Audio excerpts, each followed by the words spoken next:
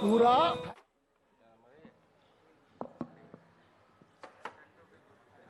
Mic डाल देना।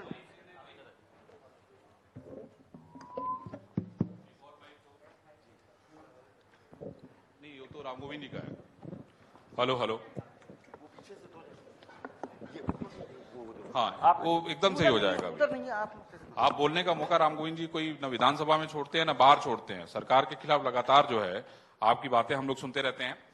एक बार फिर से सभी दर्शकों का स्वागत है और हमारे साथ समाजवादी पार्टी के बड़े लीडर राम गोविंद चौधरी जी, जो विधानसभा में विपक्ष के नेता भी हैं, लगातार जो है सरकार पे हमले करने के लिए जाने जाते हैं, मुद्दों को उठाने के लिए जाने जाते हैं। और मैं समझता हूं कि इनके मुद्दों में जो धार है, रफ्तार है, मैं समझता हूं कि साइकिल की भी वही रफ्तार होगी 2022 में। राम गोविंद जी, सरकार कह रही है कि हम लोग जो है आने वाले 18 तारीख को 4 साल पूरे करने जा रहे हैं और पूरे प्रदेश में राम राज्य जो है वो स्थापित हो गया है, चारों तरफ विकास की गंगा बह रही है।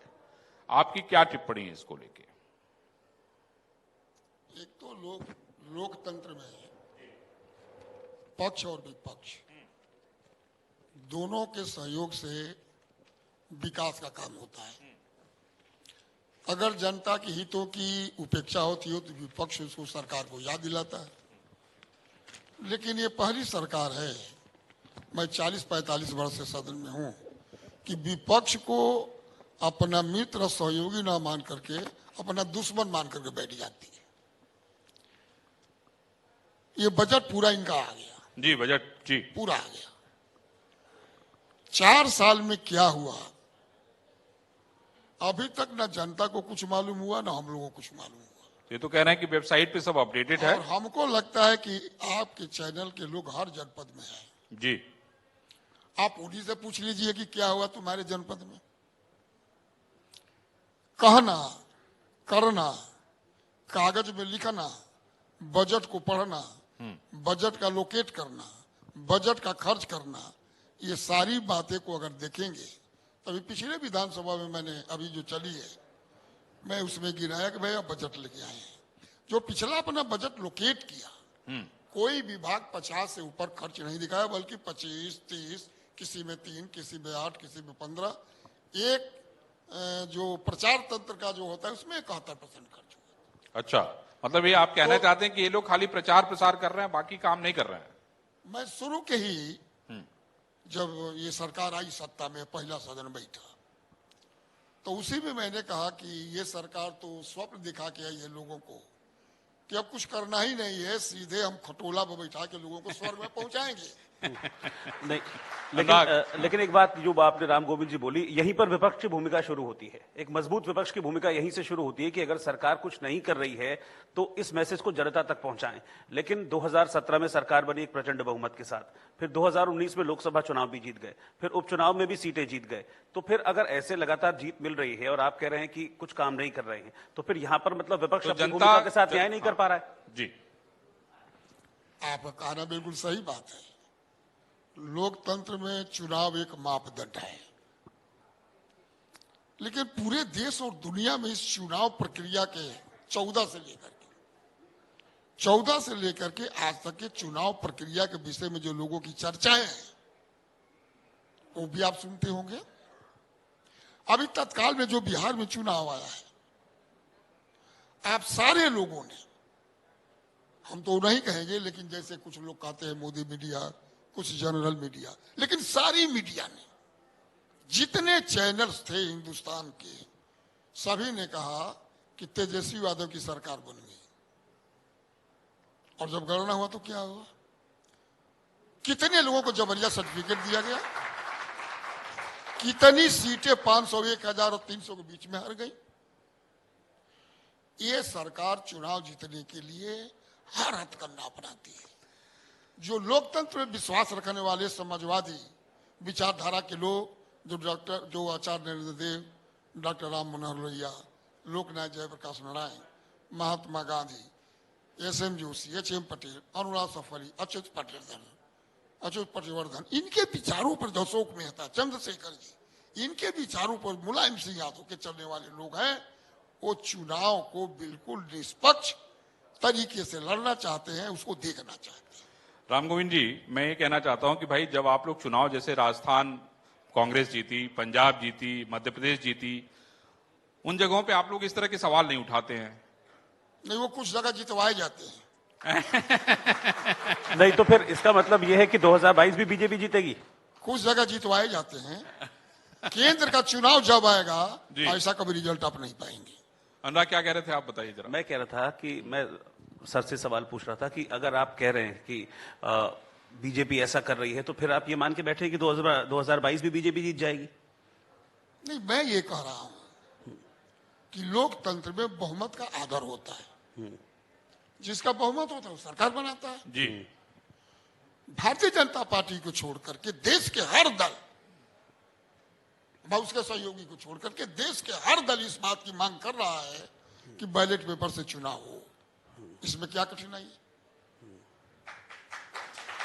नहीं, लेकिन जब अगर बहुमत में आप सरकार बना सकते हैं तो बहुमत की बात नहीं सुन सकते। भाई राम गोविंद जी, देखिए सरकार ने बजट को पेपरलेस कर दिया है, वोट को जो है एकदम पूरी तरीके से वो पेपरलेस कर दिया। आप बटन दबाइए, आपका वोट हाजिर है।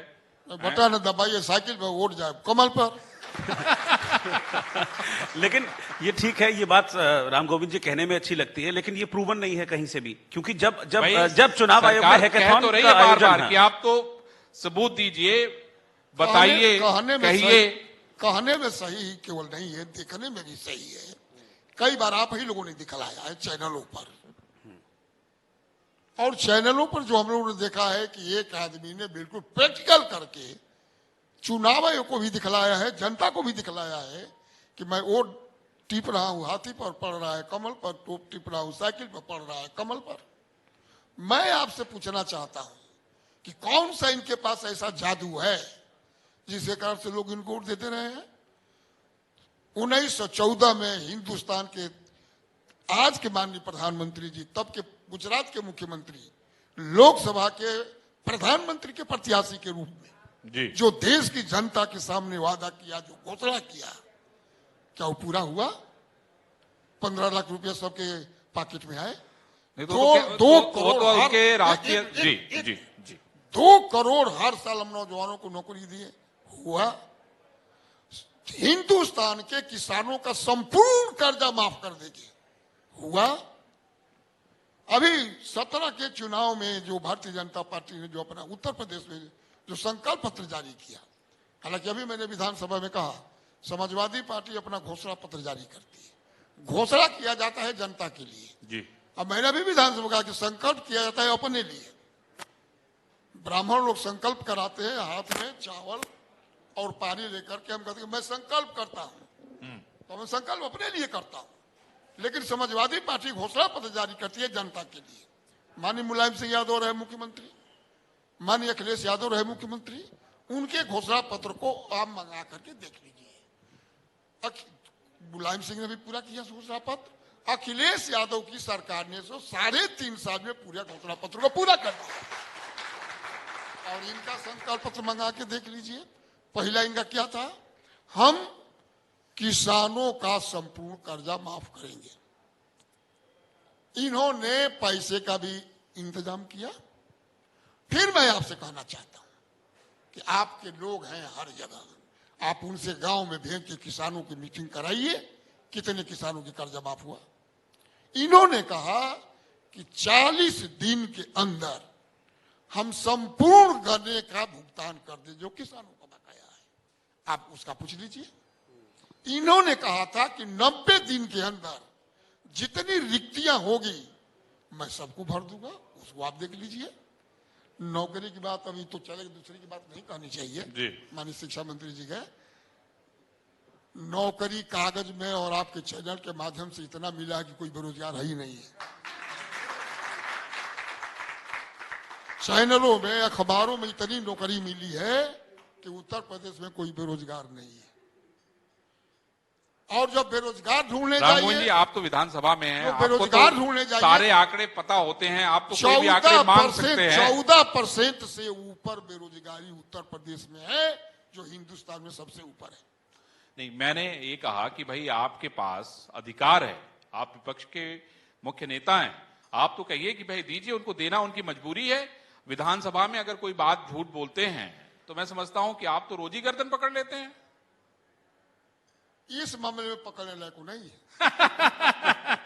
तो ये देना मैं नहीं। शुरू में आपने कहा जी, शुरू में आपने कहा, बहुत बढ़िया बात कहा कि राम राज आ गया जी, मैंने जो तत्काल बजट पेश हुआ उस पर जो मैंने भाषण दिया उसमें मैंने एक उदाहरण दिया था कि जब भरत जी मिलने गए रामचंद्र जी, तो अब उसको डिटेल में नहीं जाऊंगा, तो उन्होंने पूछा कि आप कैसा जनता से कर ले रहे हो। भरत जी चुप रहे तो राम जी ने कहा कि कर ऐसा लेना चाहिए कि लेने वाले को मालूम ही ना हो, और वो कर जाकर के लोगों के लिए बड़े फायदे का काम करे। जैसे सूर्य जो है समुद्र से जल का लेता है जी, नदी से लेता है, नाले से लेता है, पोखरे से लेता है, सरोवर से लेता है। अगर आप स्नान करके नदियों में चुल्लू में पाले तो उसमें से भी लेता है, लेकिन किसी को मालूम नहीं होता। लेकिन वही सूर्य जब उस पानी को जल के बादल के रूप में बरसाता है उस एरिया में, तो वहां किसान बिल्कुल हर्षित हो जाता है और उपज वहां लेकिन इन्होंने कर भी लिया, जबरदस्त लिया, हर चीज में लिया, जो नहीं लेना चाहिए उसमें लिया, लिखित लिया और लिखित बहुत लिया, और कहीं दिखाई दे किसी आप गंगा पर, जमुना पर, घाघरा पर, सरजू पर, टोंस पर, जितनी नदियां हैं उत्तर प्रदेश में जी, इस सरकार के कोई एक बड़ा पुल बनाया हो तो आप दिखलवा दीजिए। अपने पैसे से कोई अपने बजट के पैसे से नहीं भाई, अभी तो बहुत सारे देखिए योजनाओं का के बारे में बता के गए। महेंद्र सिंह बता रहे थे कि भाखड़ा नागल 1989 से चल रहा था, हम लोगों ने पूरा कराया है। पूरा कराया, इनकी योजना नहीं थी। पूरा कराया, इनकी योजना नहीं थी। तो आप लोग पूरा करा देते। हो गया था, पूरा लगभग होते अच्छा, लगभग हो गया था। इनकी योजना नहीं थी। अखिलेश यादव ने क्या किया,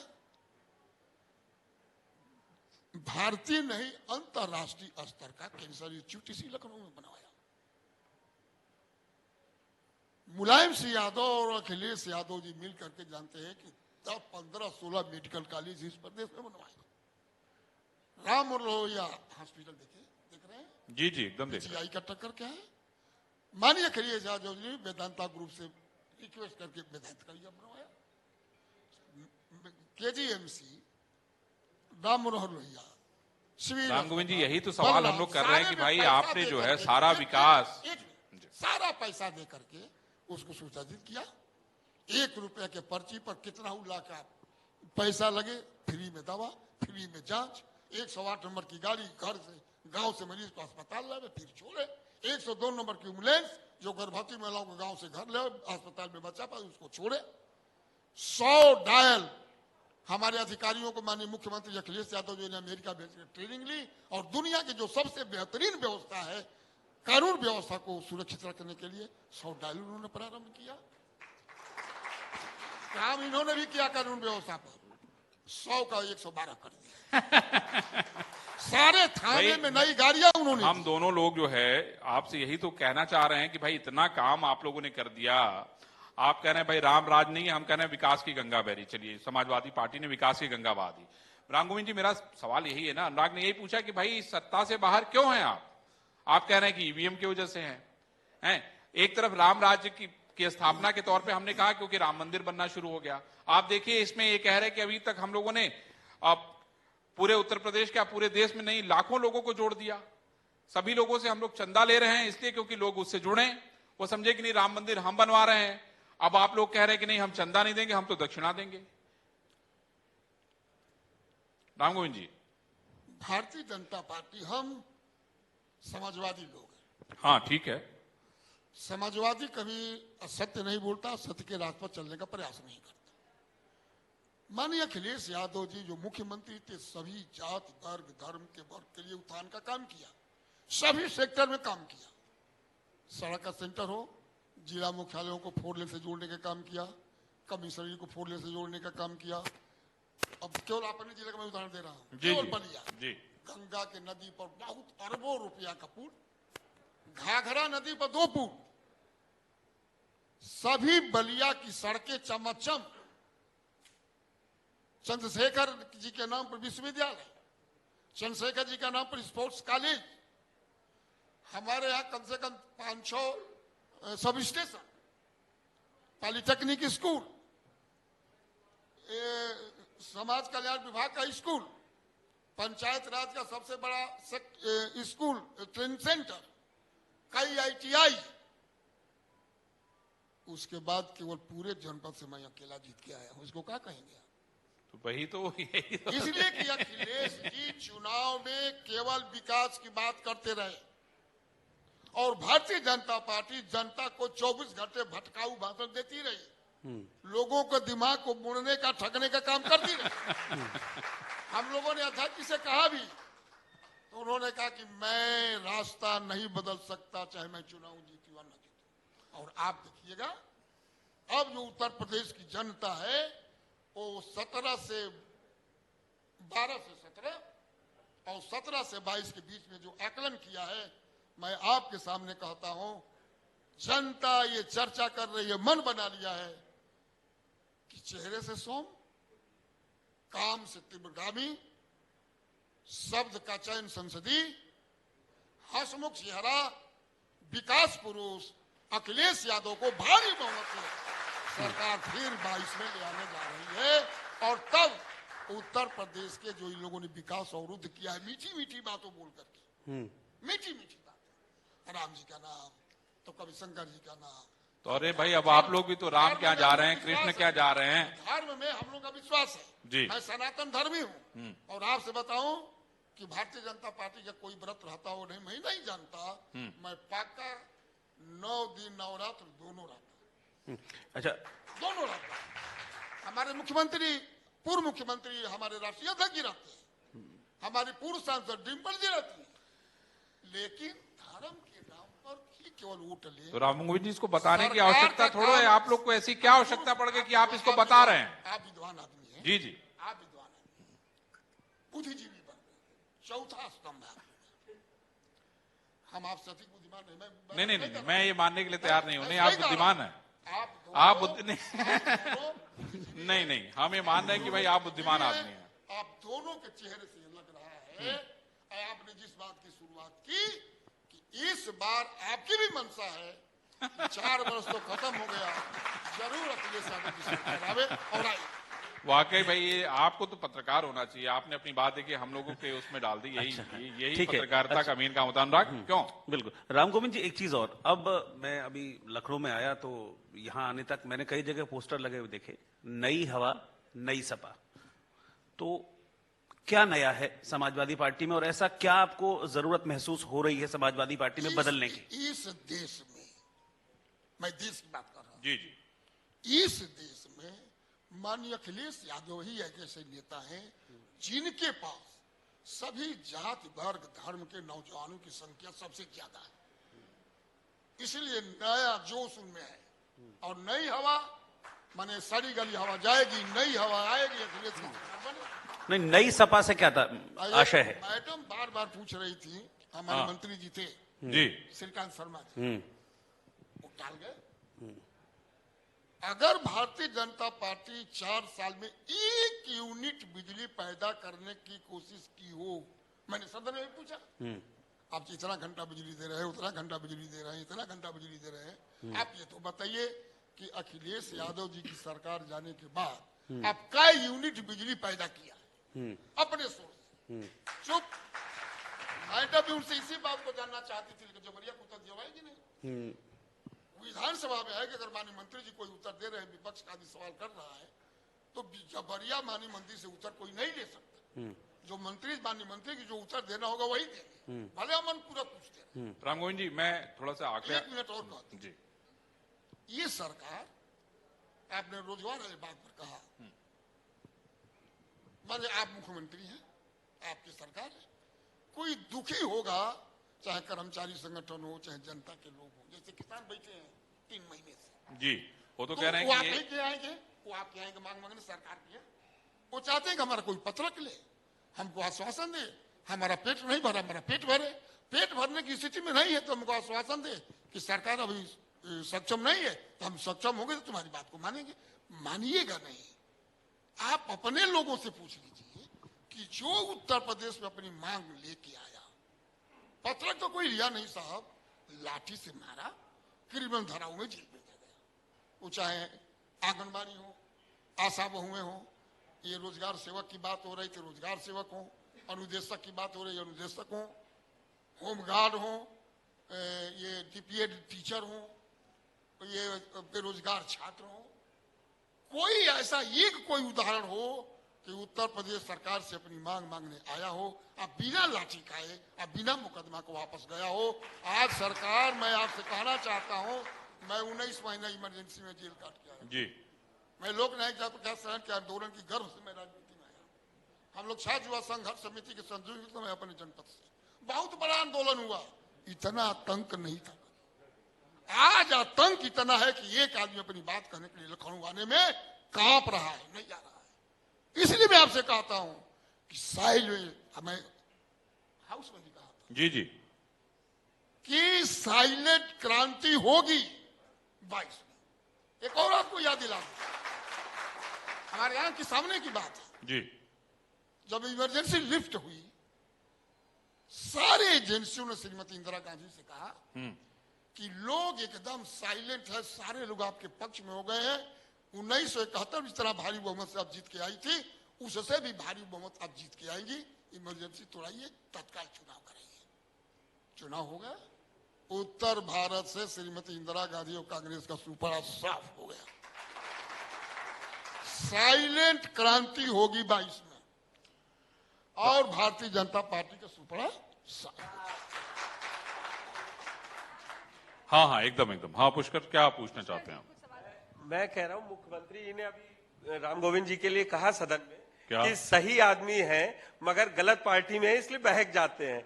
अभी 75 की क्रांति याद दिलवाई, तो क्या कई लोग पार्टी चेंज कर रहे हैं, और बीजेपी के कई बड़े नेता कह रहे हैं कि अभी समाजवादी पार्टी हमारे और पास आएंगे कई नेता, उनमें तो नहीं बुलाया जा रहा है। एक और सवाल, फिर आप इकट्ठे जवाब दे दीजिएगा। सर, अभी आपने कहा कि आदमी कांप रहा है जी। आपने कहा भी आदमी कांप रहा है, कह नहीं पा रहा, कोई अपनी बात नहीं कह पा रहा है। लेकिन कांपता हुआ आदमी एक ऐसे स्थान की खोज करता है जहां उसका जाड़ा, जहां उसकी कंपन मिट जाए। क्या वजह है कि समाजवादी पार्टी लोगों के मुद्दों के साथ उसकी कंपन को मिटाने के लिए सड़कों पर नहीं दिख रही है, न विधानसभा में दिख रही है? आज आदमी चाहता है कि मजबूत विपक्ष दिखे। अगर सरकार नहीं बनाना चाहता है तो किस पार्टी को वोट दे, ऐसी व्यवस्था चाहता है, लेकिन कोई ऐसा मजबूत विपक्ष दिख नहीं रहा है। एक सवाल जो पहला उन्होंने किया, हाँ, ये माननीय मुख्यमंत्री जी ने कहा हमको जी हाउस में कि आप अच्छे आदमी हैं, अच्छे नेता हैं, चंद्रशेखर जी के साथ रहे हैं, जयप्रकाश जी के साथ, जब मेरी राजनीतिक मुख्यमंत्री जी समय समय पे आपकी तारीफ करना नहीं भूलते हैं। मेरी उनकी तारीफ करता हूँ। देखिए, मैं दोनों लोग जो है एक दूसरे की तारीफ करते हैं। जिस मठ के वो पीठाधीश्वर हैं, उस मठ का मैं भी एक वहाँ हमेशा माथा टेकने जाता हूँ। इस समय तो नहीं गया, लेकिन वहीं मैं पढ़ा हुआ हूँ, रोज हम लोग जाते थे। तो उन्होंने एक बात कही कि आप गलत पार्टी में। समाजवादी पार्टी देश को आजाद कराने वाली हमारे पुरखे रहे जी।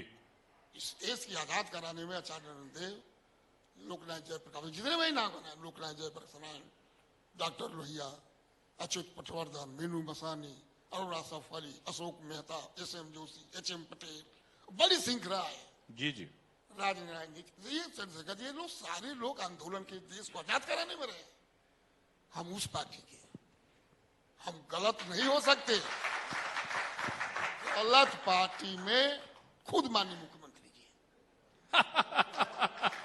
उस पार्टी में है जो पार्टी जनता से वादा तो करती है, लेकिन उसको पूरा नहीं। तो आप कहिए उनसे कि आपकी पार्टी में आ जाए। दूसरा मैं आपसे कह दूं, हम लोग शुद्ध राजनीति करने वाले आदमी हैं। जी जी। कि जो बहुमत आपने कहा, बहुमत के आधार पर इनका दिमाग भी उल्टा हो गया, जितना भारी बहुमत मिल रहा है। नहीं तो अडवाणी, अटल जी की, अडवाणी जी की जनसंघ, और जनसंघ के बाद उन्हीं दोनों लोगों की, प्रहलाद मधोक भी थी जी, प्रहलाद मधोक, उनकी जनसंघ, और जनसंघ के बाद अटल जी और अडवाणी जी और जोशी जी की भाजपा। भारतीय जनता पार्टी। आप दोनों बुद्धिजीवियों से मैं कहता हूं कि आज की भारतीय जनता पार्टी में आप अंतर कर लीजिए नहीं कि तो मैं गलत पार्टी में हूं कि जोगी जी गलत पार्टी में। अब मैं दोनों पर छोड़ देता हूं। भाई तो ये तो ऑफर आप देंगे ना उनको, वो तो ऑफर आपको दे रहे हैं कि भाई आप ऑफर आइए। दूंगा मैं, ऑफर तब दूंगा जब अखिलेश यादव इस प्रदेश के मुख्यमंत्री हो जाएंगे।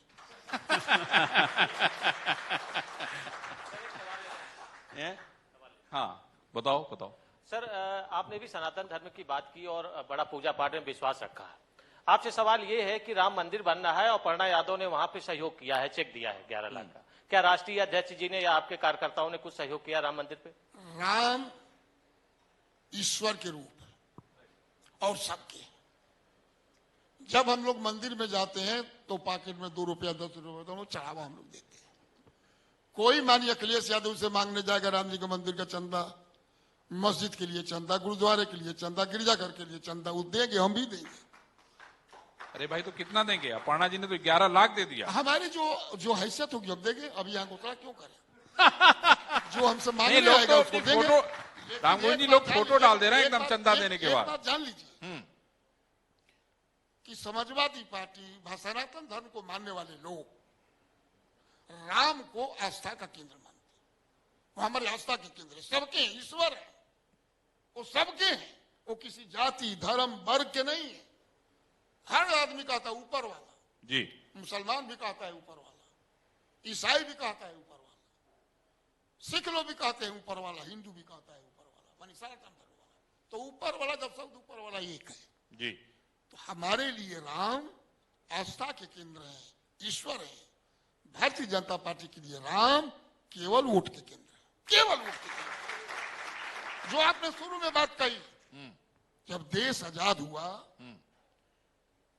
तो उस मंदिर में मूर्ति किसके जमाने में रखी गई? नेहरू जी के जमाने में। नेहरू जी प्रधानमंत्री थे, मूर्ति रख दी गई, मुकदमा हुआ, हो हल्ला हुआ, मंदिर बंद कर दिया गया। फिर मंदिर खुला कब? जब माननीय राजीव गांधी जी प्रधानमंत्री, और फिर शिलान्यास भी राम मंदिर का हो गया। वीर बहादुर सिंह जी मुख्यमंत्री थे, प्रधानमंत्री थे राजीव गांधी जी। मंदिर बन गया होता, कोई विवाद भी इस देश में नहीं होता।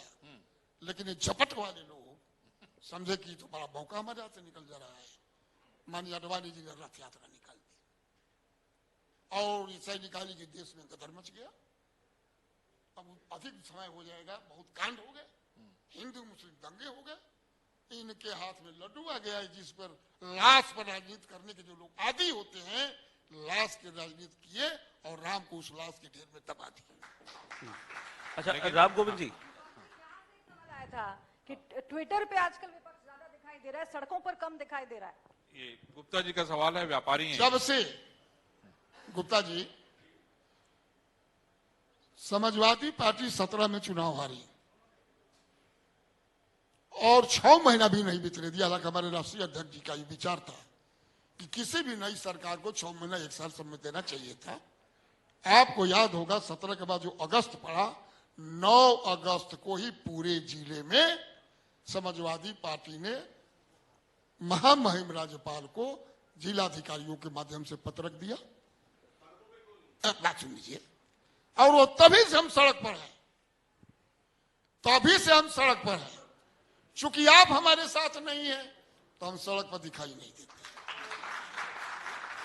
मतलब इनका कहना है कि आप अपनी आंखों से देख नहीं पा रहे हैं। गुप्ता आज भी जितने किसान के जिन्होंने डेट घोषित किया आंदोलन का, जो डेट घोषित किया किसानों ने, हर डेट पर समाजवादी पार्टी ने हर जनपद में वो कार्यक्रम किया। मैं खुद ट्रैक्टर चलाया हूं 2 बार, चलाता तो नहीं हूं, बैठा। अभी 26 तारीख को ट्रैक्टर चला, 7 दिसंबर को ट्रैक्टर चला।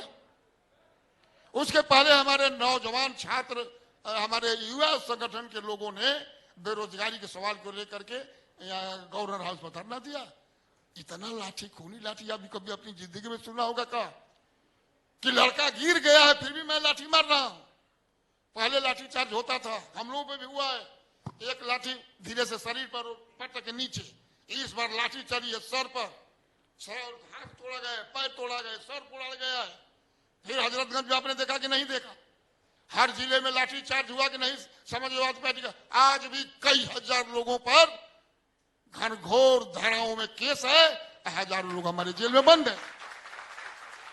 तभी समाजवादी पार्टी और राष्ट्रीय अध्यक्ष अखिलेश यादव के निश्चय पर चाहे सरकार गोली चलावे, चाहे उनको फांसी पर चढ़ाए, चाहे जेल में ठूसे, समाजवादियों के खून में जब तक रक्त दौड़ता रहेगा, हम अन्यायी सरकार के खिलाफ सड़क पर आंदोलन और सदन पर तुम करते रहेंगे। हम जेल से, लाठी से और फांसी पर चढ़ने से, गोली खाने से डरने वाले लोग नहीं है। कहीं कि हमारे पुरखों ने बलिदान दिया है, देश आजाद हुआ और हम लोगों ने संघर्ष किया तो दूसरी आजादी की लड़ाई जीती, और ये तीसरी आजादी की लड़ाई हमारे किसान ने शुरू की है। ये किसान का आंदोलन नहीं है, जन जन का आंदोलन है। जो भी अन्न खाता है उस सबका आंदोलन है। समाजवादी पार्टी के राष्ट्रीय अध्यक्ष जब तक खुद घोषणा कर चुके हैं कि जब तक किसानों की मांग नहीं मानी जाएगी, समाजवादी सड़क सदन तक लड़ाई लड़ेंगे, चाहे उसका इंजाम कुछ भी हो। राम गोविंद जी, मैं ये कह रहा हूं कि मुख्यमंत्री जी तो भाई मुकदमे वापस ले रहे हैं, आप कह रहे हैं मुकदमे दर्ज किए जा रहे हैं। तो अपने लिए ना, सबके लिए हो। तो वो कह रहे हैं कि हम लोग भाई जो भी राजनीतिक रूप से अगर कोई आदमी राजनीतिक धरना देने में फंस जा रहा है, कोई आंदोलन करने में फंस जा रहा है, तो हम लोग तो मुकदमे वापस ले रहे हैं। इसकी भी जांच मैं आप ही पर छोड़ दे रहा हूं।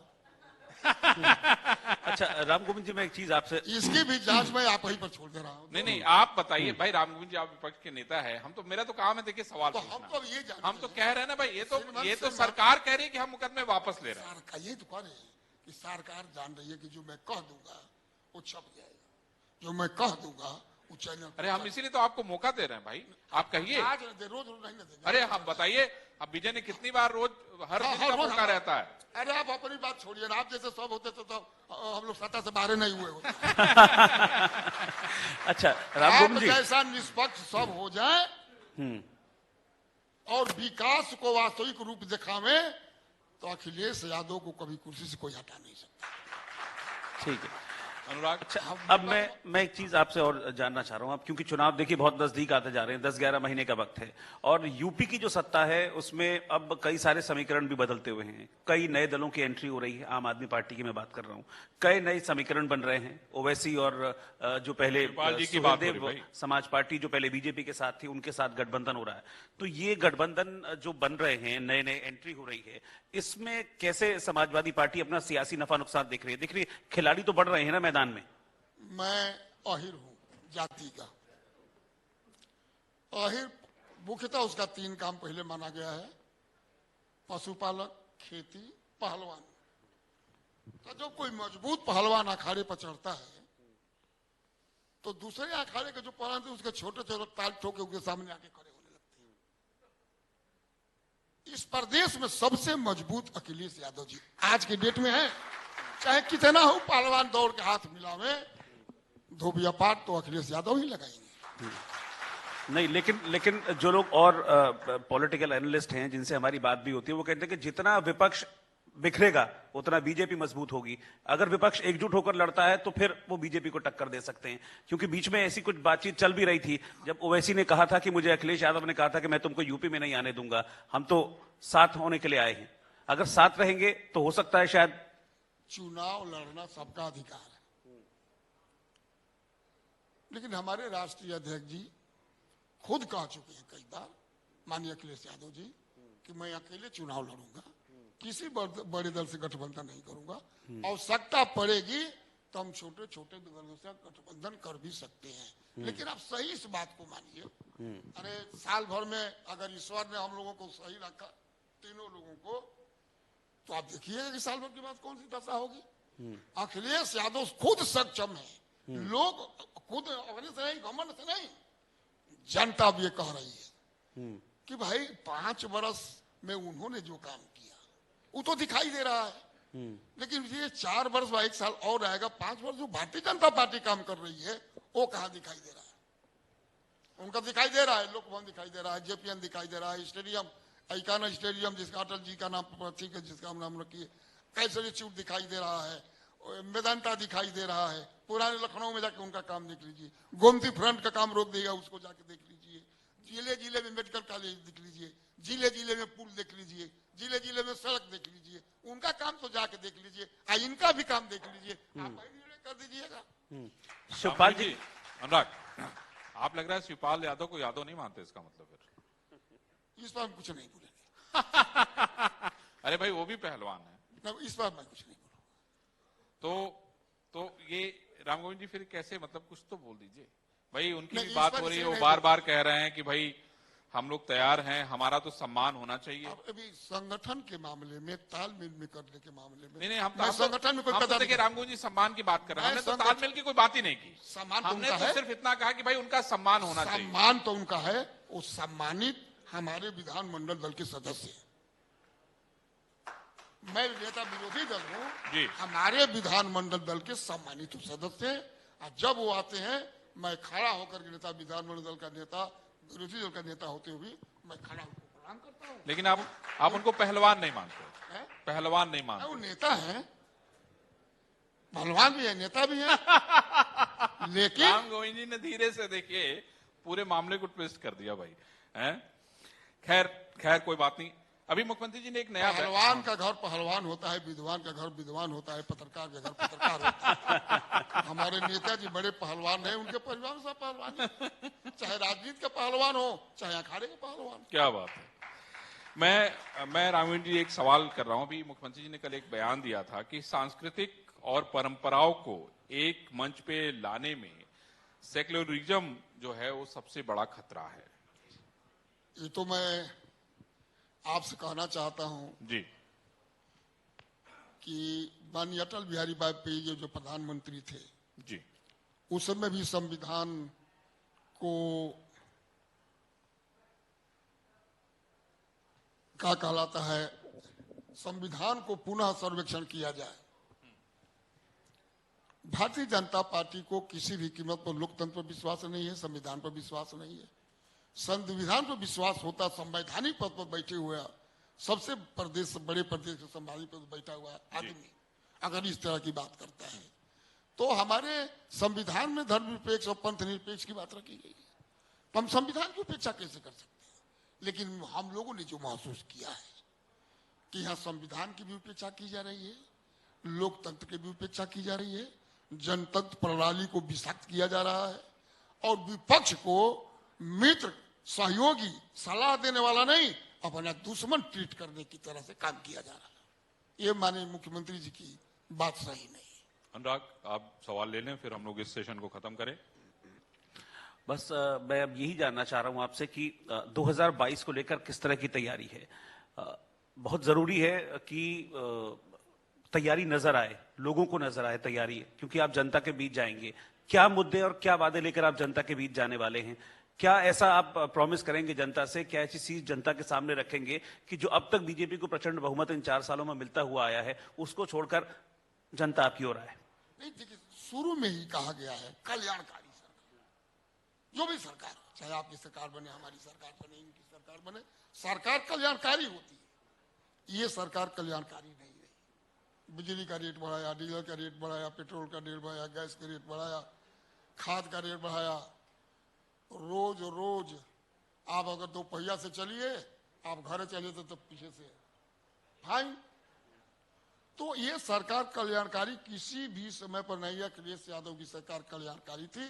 आम जनता को ये ऐसे अपील करना चाहते हैं कि माननीय अखिलेश यादव जी मुख्यमंत्री थे, उनका काम आपने देखा है, विकास का भी देखा है, सभी जात वर्ग धर्म के उत्थान का भी काम देखा है, छात्र नौजवान रोजगार का भी काम देखा है, फ्री दवाई, फ्री पढ़ाई, इसका भी आपने देखा है।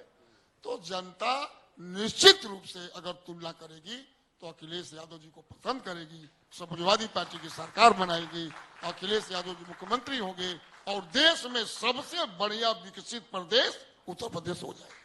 चलिए राम गोविंद जी, हम उम्मीद करेंगे कि 2022 का जो इलेक्शन है, आपका जो सपना है, साइकिल चलेगी और हवा बहेगी, हम लोग भी उसका इंतजार करेंगे और हम लोग फिर जल्दी फिर मिलेंगे। नहीं, इंतजार नहीं करेंगे, आशीर्वाद भी देंगे। अरे क्या बात, क्या बात। बहुत बहुत धन्यवाद। एक बार जोरदार ताली बजाइए भाई। राम गोविंद जी इतने वरिष्ठ हैं और बहुत ही स्नेह जो है इन्होंने दिया। बहुत बहुत धन्यवाद, बहुत बहुत थैंक यू।